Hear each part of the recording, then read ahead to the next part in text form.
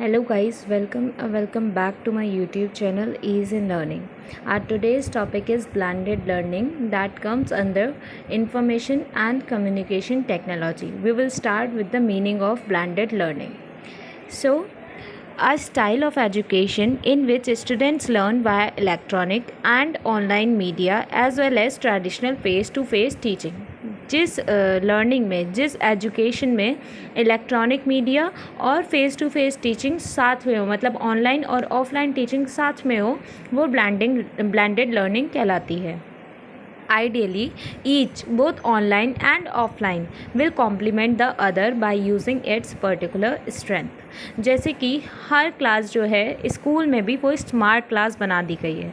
जो टीचर होते हैं वो वाया स्मार्ट क्लास, मतलब जो मॉनिटर वहाँ पे लगा होता है उसके थ्रू बच्चों को समझाते हैं. That is known as blended learning. और इससे बच्चों को बहुत अच्छे से समझ में आता है और बहुत अच्छे देर तक रिटेंशन होता है. अब इसको एक पिक्चर से समझते हैं. जैसे कि आप लेफ़्ट हैंड साइड में देख पा रहे होंगे, क्लासरूम लर्निंग से आपको क्या क्या चीज़ें मिलती हैं. मोटिवेशन मिलता है, मतलब प्रोत्साहन मिलता है. 1-to-1 फीडबैक मिलता है. पर्सनल टाइम एंड काउंसलिंग, मतलब 1-to-1 काउंसलिंग हो सकती है और पर्सनल टाइम मिलता है इंटरेक्शन के लिए. प्रोग्रेस ट्रैकिंग, बच्चे ने कितनी प्रोग्रेस करी है वो देखने को मिलता है. गाइडेंस, जो टीचर है वो बच्चों पे बस कंसंट्रेट करके अच्छे से उन्हें गाइड कर सकता है. असेसमेंट्स प्रोवाइड कराए जाते हैं बच्चों को और प्रैक्टिस एक्टिविटीज़ होती हैं. And then right hand side में ऑनलाइन लर्निंग में सेल्फ स्टडी कर पाता है बच्चा. मोबिलिटी होती है, सेल्फ डायरेक्शन मिलता है, सेल्फ ट्रैकिंग एंड कंट्रोल होता है, ऑनलाइन असेसमेंट्स मिलते हैं, ग्रुप चैट्स एंड डिस्कशंस होते हैं.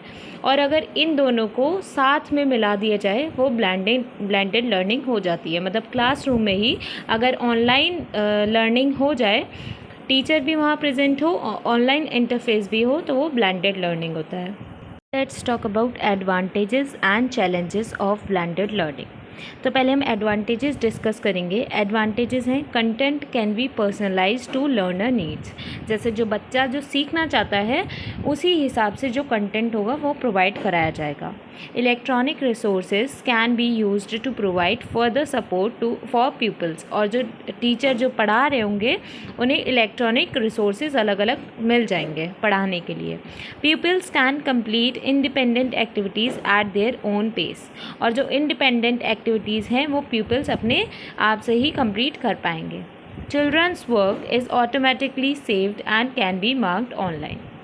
जो चिल्ड्रन का वर्क होगा, मतलब जैसे जो काम वो सबमिट करेंगे वो ऑनलाइन असेस हो पाएगा आराम से.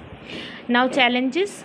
सबसे पहला चैलेंज है requires peoples to move between paper based activities and those involving technology. जो टीचर होंगे उन्हें बुक्स का भी ध्यान रखना पड़ेगा और टेक्नोलॉजी का भी ध्यान रखना पड़ेगा. Can mean childrens screen time increases.